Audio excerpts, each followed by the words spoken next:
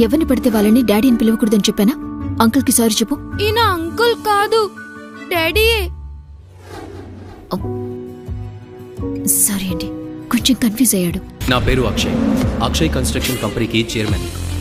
నాకు అమ్మాయిలన్నా చిన్నపిల్లలన్నా ఎలర్జీ. అందుకే నా ఇంట్లో ఎన్ని పూల చెట్లున్నా వాటికి పూలుండవు. నా పని మనిషి నుంచి నా దగ్గర పనిచేసే వాచ్మెన్ వరకు అందరూ మగవాళ్ళు. తెల్లారు లేచి నేను నిద్రమత్తులోనే వాష్రూమ్కి వెళ్ళాను. 10 నిమిషాల తర్వాత వచ్చి చూడగా ఆ అమ్మాయి ఎక్కడా కనిపించలేదు. ఆమె ముఖం కూడా నాకు సరిగ్గా గుర్తులేదు. చేతి మీద పుట్టుమచ్చ తప్ప ఆమె గురించి ఏమీ తెలియలేదు. మనసులో అదోలా అనిపించింది. ఎలాగైనా ఆమె ఎవరో కనిపెట్టి నేను చేసిన పనికి క్షమాపణలు అడుగుదామని అనుకున్నాను. వెంటనే ఆ అమ్మాయి గురించి హోటల్ స్టాఫ్ను ఆరా అడిగాను. కానీ వాళ్ళు తెలియదని చెప్పారు. కనీసం సీసీటీవీ ఫుటేజ్లో అయినా అమ్మాయి ఎవరో తెలుస్తుందనుకుంటే అక్కడ కూడా నాకు నిరాశ మిగిలింది. ఫుటేజ్ అంతా డిలీట్ అయిందని తెలపడంతో నాకంతా అయోమయంగా అనిపించింది. ఎవరో కావాలని నాతో ఆటలాడుతున్నారని అర్థం చేసుకున్నాను. అసలు అమ్మాయి నా రూమ్లోకి ఎలా వచ్చింది? అదే మాకు అర్థం కావట్లేదు sir. Sorry for the inconvenience. Sorry sir, ఏదో టెక్నికల్ ఇష్యూ వల్ల డేటా డిలీట్ అయిపోయింది. అలా ఎలా డిలీట్ అవుతుంది? అది కూడా ఆ పర్టిక్యులర్ టైం పీరియడ్లోనే పోవటం ఏంటి? Extremely sorry sir. నేనే డేటా రీటైన్ చేసి మీకు ఇన్ఫార్మ్ చేస్తాను.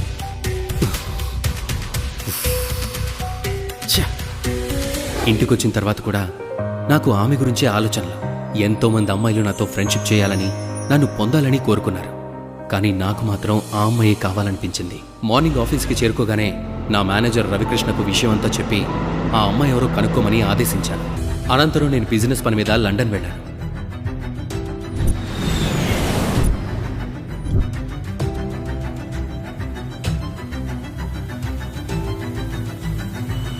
వారం తర్వాత ఇండియాకి రిటర్న్ అయ్యాను. హైదరాబాద్ ఎయిర్పోర్ట్లో ఫ్లైట్ ల్యాండ్ అయింది. Hello sir. హలో, నా పేరు వర్మ. మీరు హైర్ చేసిన డిటెక్టివ్ని. Any update? ఆ రోజు మీతో హోటల్లో ఉన్న అమ్మాయి ఎక్కడుందో తెలిసింది. ఇంకో 1 అవర్లో మీకు కంప్లీట్ డీటెయిల్స్ పంపిస్తాను. లగేజ్ కౌంటర్ దగ్గర ఓ 4 ఏళ్ల బాబు నన్ను తదేకంగా చూస్తున్నాడు. చూడటానికి ఎంతో క్యూట్గా ఉన్నాడు. స్వతహాగా పిల్లలంటే ఇష్టం ఉండని నేను అతన్ని పట్టించుకోకుండా నా దారిని నేను వెళ్తున్నాను. కానీ ఆ పిల్లడు నా దగ్గరకొచ్చి, డాడీ, మీరు మా డాడీయే కదా అని అడిగాడు. అంతే, ఆ పిల్లడి మాటలకు నాకు ఫ్యూజులు ఎగిరిపోయాయి. ఈ బాబు నన్ను డాడీ అంటున్నాడేంటి అని నాలో నేను అనుకున్నాను. నేను ఆ పిల్లాన్ని సముదాయించే లోపే ఓ 25 ఏళ్ల యువతి అక్కడికొచ్చింది. చూస్తుంటే ఎంతో అందంగా ఉంది. ఇంత అందమైన అమ్మాయికి 4 ఏళ్ల బాబు ఉన్నాడంటే ఆశ్చర్యంగా అనిపించింది. ఎవరిని పడితే వాళ్ళని డాడీ అని పిలవకూడదని చెప్పానా? అంకుల్ కి సారీ చెప్పు. ఈయన అంకుల్ కాదు, డాడీయే. సారీ అండి, కొంచెం కన్ఫ్యూజ్ అయ్యాడు. ఇట్స్ ఓకే అని ఆ అమ్మాయి నాకు సారీ చెప్పి తన బాబుని తీసుకుని వేగంగా నడుచుకుంటూ ముందుకు పోయింది. కానీ ఆమెను ఎక్కడో చూసినట్టుగా, బాగా పరిచయం ఉన్న వ్యక్తిగా నాకు అనిపించింది. అప్పుడే ఆ అమ్మాయితో ఎవరో ఇద్దరు గొడవ పడుతున్నారు. చూస్తుంటే ఆమె ఫ్యామిలీ మెంబర్స్లా ఉన్నారు. ఆమెను ఒక్కదాన్ని చేసి ఇద్దరూ మీద పట్టడంతో నాకు కోపం పొంగుకొచ్చింది. కానీ ఫ్యామిలీ గొడవల్లో తలదూర్చడం ఎందుకులే అని మౌనంగా ఉన్నాను. ఏంటక్కా, లండన్ వెళ్ళి ఫుల్ గ్లామర్ పెంచావు? అక్కడ ఎంతమందితో ఏం చేస్తుందో. నీలాంటి చీప్ క్యారెక్టర్ కాదు నాది. తండ్రెవరో తెలియనోడు కదా, అలానే ఉంటాడు. Shut up. ఏం చూసుకునే అంత పొగరు నిన్ను.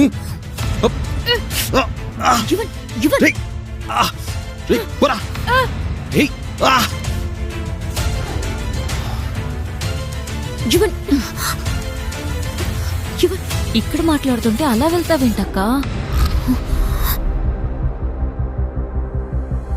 డాడీ, శవడు. How dare you! నా కొడుకుని కింద పడేస్తావా? అవసరమైతే నిన్ను కూడా కొడతా. నీకంత దమ్ముందా?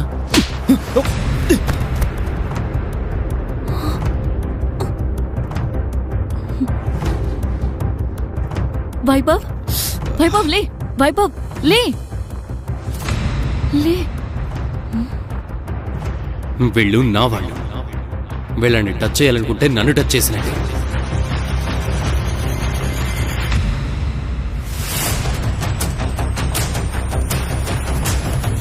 దాని రిజల్ట్ ఎలా ఉంటుంది?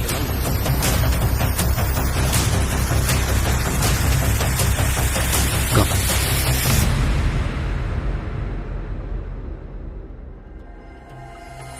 అనంతరం బాబును వాళ్ళ అమ్మను నా కారులో ఎక్కించుకొని బయటకొచ్చాను. అయితే ఆ టైంలో నేను ఎందుకు అలా బిహేవ్ చేశానో నాకు అర్థం కాలేదు. ఆ అమ్మాయిని నా భార్యగా, బాబుని నా కొడుగ్గా ఎందుకు చెప్పానో కూడా తెలియలేదు.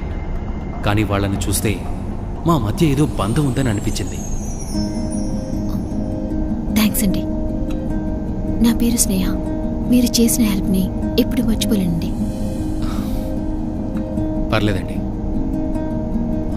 అవును, ఎవరు వాళ్ళు? ఎందుకు మీది గొడవ పడుతున్నారు?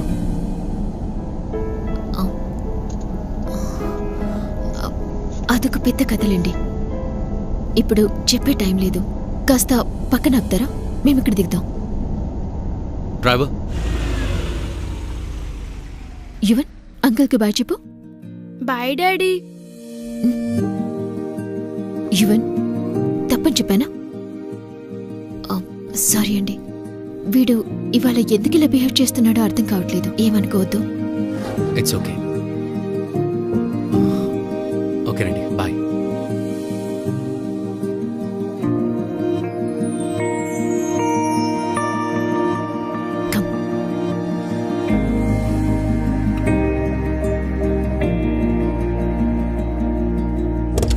అనంతరం ఇంటికి వెళ్ళాను.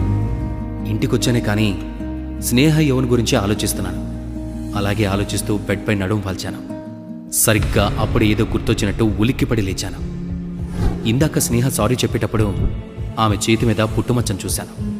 అంతే, ఒక్కసారిగా కంగు తిన్నాను. 5 సంవత్సరాల క్రితం హోటల్ రూమ్లో ఆ అమ్మాయి చేతిపై కూడా అలాంటి పుట్టుమచ్చ ఉన్నట్టు గుర్తుంది. ఇద్దరూ ఒకటి కాదు కదా? లేదు, ఎక్కడో ఏదో తప్పు జరిగిందని నాలో నేను అనుకుంటూ వెంటనే కారు తీసి స్నేహను డ్రాప్ చేసిన చోటుకు వెళ్ళాను. కానీ అక్కడ ఆమె కనిపించలేదు. ఆ చుట్టుపక్కలంతా వెతికాను. ఎక్కడా వాళ్ళు కనిపించలేదు. నాలో అసహనం ఎక్కువైంది. ఆ అమ్మాయి దొరికినట్టే దొరికి మిస్ అయిందని బాధపడ్డాను. ఏం చెయ్యాలో అర్థం కాలేదు.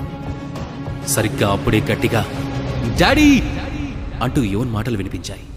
వెంటనే ఆనందంతో తల తిప్పి చూశాను. కానీ ఆ సంతోషం నాకు ఎక్కువసేపు నిలవలేదు. రోడ్డుకు అవతల వైపు కారులో యువన్ను ఎవరో బలవంతంగా తీసుకెళ్తున్నారు. బాబు భయంతో ఉనికిపోతున్నాడు. అంటూ యువన్ భయంతో అరుస్తున్నాడు. వేగంగా స్పందించిన నేను నా కారులో ఆ వెహికల్ను ఫాలో చేశాను. కొద్ది దూరం వెళ్ళిన తర్వాత సిగ్నల్ పట్టడంతో ట్రాఫిక్ జామ్ అయింది. దాంతో యువన్ ఉన్న వెహికల్ కనిపించలేదు. నాకు ఒక్కసారిగా పిచ్చి పట్టినట్టయింది. అయితే ఆ కారు నెంబర్ గుర్తుండడంతో వెంటనే నేను హైర్ చేసుకున్న డిటెక్టివ్కు కాల్ చేశాను. నేను చెప్పేది జాగ్రత్తగా విను. సార్, నేను ఒక నంబర్ పంపిస్తాను. అర్జెంటుగా ఆ కార్ని ట్రాక్ చేయి. It's emergency. Okay sir, give me some time. నాకు మాత్రం మనసులో ఏదో అలజడిగా అనిపించింది. 4 ఏళ్ల పిల్లాన్ని కిడ్నాప్ చేసేంత అవసరం ఏమొచ్చింది? అసలు స్నేహ ఎక్కడికి వెళ్ళింది? వాళ్ళు బాబుని ఏం చేస్తారో అని నాలో నేను టెన్షన్తో ఉనికిపోతున్నాను. ఓ అరగంట తర్వాత డిటెక్టివ్ నుంచి ఫోన్ వచ్చింది. కంగారుగా ఫోన్ లిఫ్ట్ చేశాను. సార్, నేను చెప్పే విషయం జాగ్రత్తగా వినండి. మీరు పంపిన కార్ నెంబర్ మామూలు వ్యక్తిది కాదు. వరల్డ్లోనే most dangerous mafia don Rocky బాయ్. అతను ఏ పనైనా ఒప్పుకుంటే దాన్ని చేసే వరకు నిద్రపోడు. మీకు కావాల్సిన వాళ్ళు వాడి దగ్గర ఉంటే మర్చిపోండి. అంతే. ఆ మాట విన నాకు నోట మాట రాలేదు. నెమ్మదిగా నోరు పెగిల్చుకొని, ఏం మాట్లాడుతున్నావు నువ్వు? 4 ఏళ్ల బాబుతో మాఫియాడానికి పనేంటి? ఏమో తెలియదు సార్, కానీ నేను చెప్పేది 100కి 100 పాళ్ళు నిజం. ఆ బాబు నిజంగా రాకీ దగ్గర ఉంటే ఇప్పటికే చనిపోయింటాడు. మీకు ఇంకో విషయం చెప్పాలి. మీరు వెతుకుతున్న అమ్మాయి ఇప్పుడు ఆ అమ్మాయి గురించి ఎందుకు? ఆ అమ్మాయి ఎవరో నాకు తెలిసింది. ఇందాకటి వరకు నా దగ్గర. వాట్? ఏం చెప్తున్నా సార్? ఆ అమ్మాయి చనిపోయి 5 ఏళ్ళు అవుతుంది. అసలు ఆ విషయం చెప్దామనే మీకు కాల్ చేశాను. అంతే. అతడి మాటలకు నేను ఒక్కసారిగా షాక్ అయ్యాను. నా కాళ్ళ కింద భూకంపం వచ్చినంత పనైంది.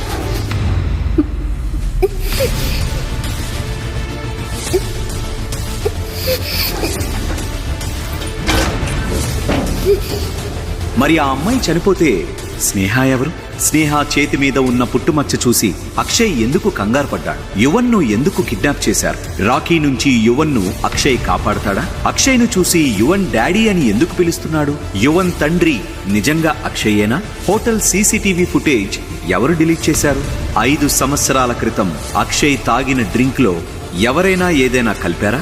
అసలు స్నేహ బ్యాక్గ్రౌండ్ ఏంటి అనే విషయాలు తెలియాలంటే ఇప్పుడే పాకెట్ FM డౌన్లోడ్ చేసుకుని వినేయండి సూపర్ హిట్ ఆడియో సిరీస్ మధురం.